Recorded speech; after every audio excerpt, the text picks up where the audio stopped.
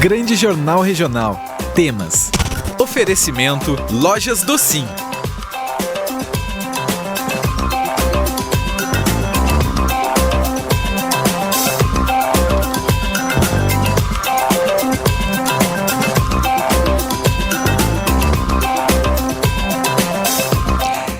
De acordo com a FAO, Agência da Organização das Nações Unidas para Alimentação e Agricultura, 54% do desperdício de alimentos no mundo ocorre na fase inicial da cadeia de produção, que é composta pela manipulação, pós-colheita e pela armazenagem. Os outros 46% do desperdício, de acordo com a mesma fonte, ocorrem nas etapas de processamento, distribuição e consumo. Tudo isso também contribui para a situação de insegurança alimentar e a crise climática. E para abordar hoje o Dia Internacional de Conscientização sobre Perdas e Desperdício Alimentar, nós vamos conversar com o nosso colaborador, que é ambientalista desde o início dos anos 1970, são quase 50 anos nesta luta, digamos assim, né, como ativista do ambiente. Ele é porto-alegrense, é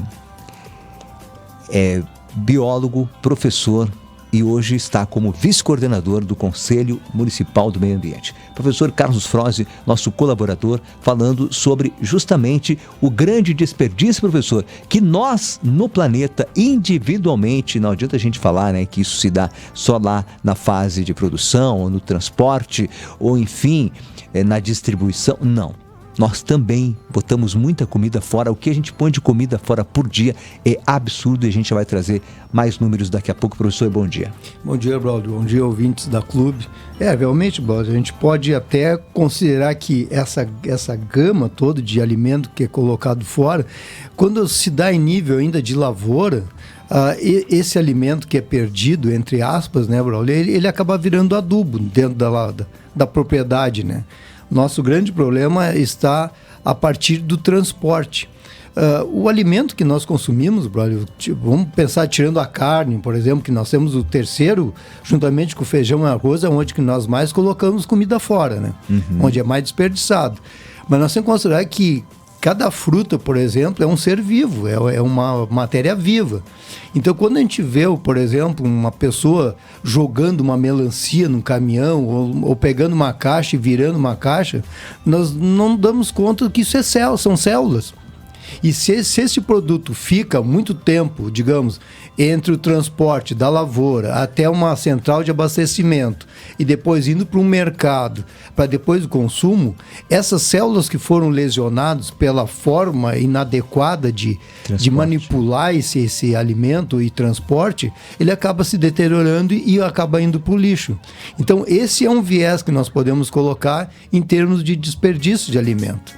Então, dentro do transporte, nas centrais de abastecimento, eu não sei se você já chegou a perceber, Braulio, em várias reportagens, observando o pessoal transportando alimento, jogando, por exemplo, um mamão numa prateleira.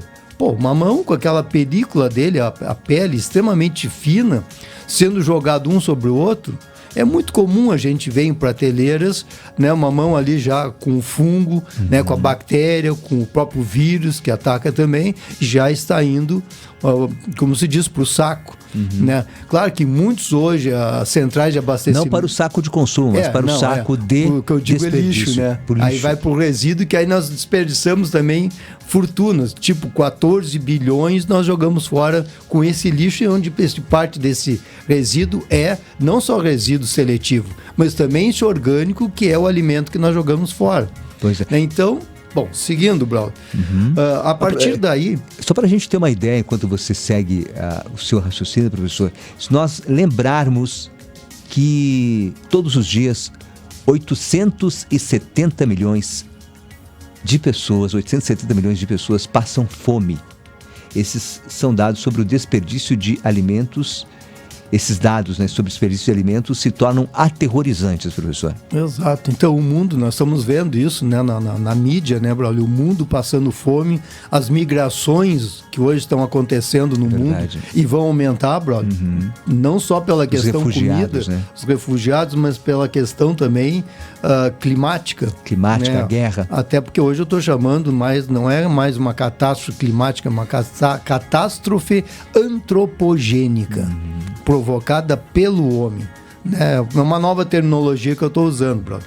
Mas, enfim, se considerarmos, então, a partir das centrais de abastecimento, nós já vimos que algumas no país estão tirando, por exemplo, aquela pequena lesão de uma mão, né, ou de um tomate e distribuindo para entidades que lidam com essas pessoas que estão passando fome.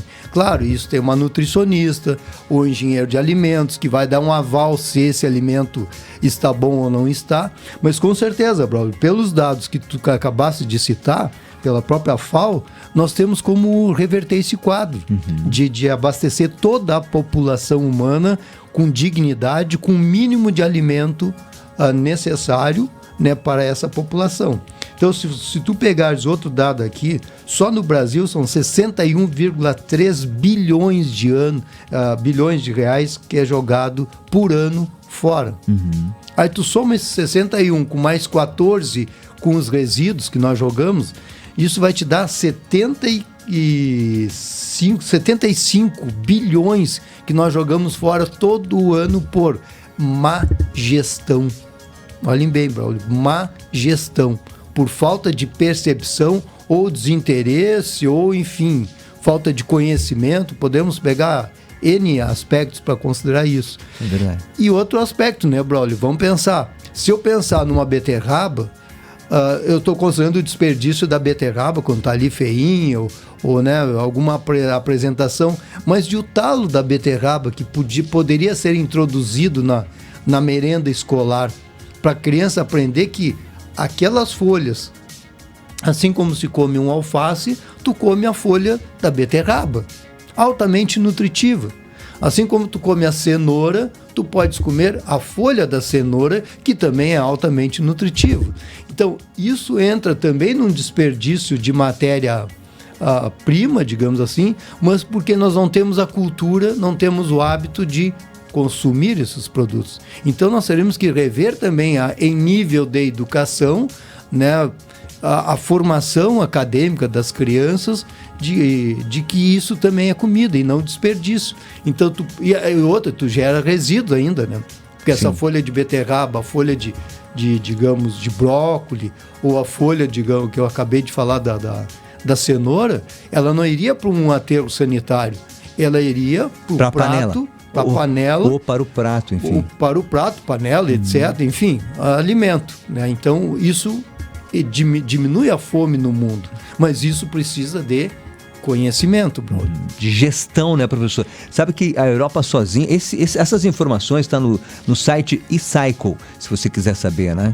A Europa sozinha é responsável por 222 milhões de toneladas do desperdício de alimentos, o equivalente a toda a cadeia de produção de alimentos na região da África subsaariana. Em colheitas menos sofisticadas, grande parte da produção é perdida no transporte e manuseio. Segundo um relatório do Instituto de Engenharia Mecânica, existe uma perda de 37% e 80% da produção de arroz no leste asiático, de 37% e 80% da produção de arroz no leste asiático. Na Índia, 20 milhões de toneladas de trigo são perdidas por sistemas de abastecimento e distribuição impróprios. São números que a gente começa a olhar aqui e aí tu fica pensando, né, o quanto disso poderia matar a fome, né, de regiões que são assoladas, né, pela falta do alimento. Braulio, ninguém faz o cálculo de 1 grão de arroz perdido. Ninguém faz o cálculo de quanto adubo foi. Vamos pegar o Brasil, que importa ainda adubo da Rússia, da Ucrânia, etc., de outros para Canadá. Então, imagina toda a cadeia produtiva até chegar a esse grão de arroz. Eu cheguei a criar uma história na década de 80 sobre a perda de 1 grão de arroz, considerando na panela a água, né, considerando o gás. onde é produzido, e depois o sujeito deixa no prato. Agora vamos pegar o outro lado, Braulio. Não da produção. Também nós estávamos falando da produção, mas vamos pensar agora do resto de comida que é deixado por cada cidadão no prato e que depois então vai para um aterro sanitário ou, sei lá, para qualquer outro lugar inadequado. Um lixão, por exemplo, já que 50%... Tem restaurante, fui num restaurante em Taquara, que se tu deixa alimento, eles te cobram o resíduo. A comida aquilo, e há muitos restaurantes, em função disso, Braulio, realmente começaram a cobrar, a pesar novamente o resto que ficou e cobrava esse resto. Porque era um absurdo. Pegava 2 bifes, aí comia um, e claro que não ia pagar os 2, né? Mas ficava um lá que depois não tem mais como reverter. Tu não pode reaproveitar essa comida. Se fica lá no comida aquilo, por exemplo, até pode à noite transformar um arroz que ficou ali, vai agora, foi pro prato, não tem mais volta, né? E esse não ter mais volta significa desperdício. Então, essa produção toda que nós estamos falando de alimento e o consumo desse alimento e esse mundo, o universo de pessoas que tu citasse que não tem o que comer, está na responsabilidade de todos nós. Então isso deveria obrigatoriamente ser tema para se discutir em sala de aula com as crianças, inclusive na merenda escolar. Sim. Né? É uma aula, no momento que a criança está na mesa consumindo, né, na escola, ele tem que aprender e entender todo esse processo. Sim. Então isso se faz fundamental para que a gente possa reverter esse quadro de desperdício universal de alimento nesse planeta. E como tal, não se esqueça que o planeta não se multiplica, não se reproduz, é um só, e há condições sim de alimentar toda a população para que todos tenham, digamos, dignidade de vida para poder transcender a espiritualidade, né, Braulio? Porque também no sofrimento da fome dificilmente tu evolui espiritualmente, né? Até pode, mas eu acho que ele tenta sobreviver no primeiro momento. Claro, né? Tenta matar a fome primeiro, a primeira necessidade básica, obviamente, que acaba preponderando. E principalmente, como disse o professor, que essa educação venha de casa, né, professor? Começa com a família, vai para a escola, não só ensinar, passar o conhecimento intelectual, mas formar o cidadão que esteja preparado para lidar com as suas próprias dificuldades e ajudar na manutenção da vida no planeta, professor. É isso, Braulio. Obrigado, professor, pela tua participação, professor Carlos Froze. Vamos encerrar aqui com o Davenas, que está aqui com a gente já, para trazer o Banco de Empregos da ASIC Davenas. Muito bem, vagas disponíveis então no Banco de Empregos da ASIC, monitor de atração cinema 4D, técnico de segurança, bilheteria, monitor de trenós, monitoramento de sistemas internos, consultor de vendas, recepcionista de hotel e pousada, auxiliar de mecânico, intérprete de mandarim, garçom e garçonete, vendedor ou vendedora social mídia, vistoriador de locação, serviços gerais, masculino, gerente de restaurante, eletrotécnico, projetista, açougueiro, assistente de cobrança e contas a receber, designer pleno ou sênior, auxiliar de manutenção de hotel e assessoria comercial. São as vagas disponíveis, então você pode fazer o seu cadastro também, o seu currículo aí, você pode cadastrar o seu currículo aí no Banco de Empregos, www.asiccanela.com.br.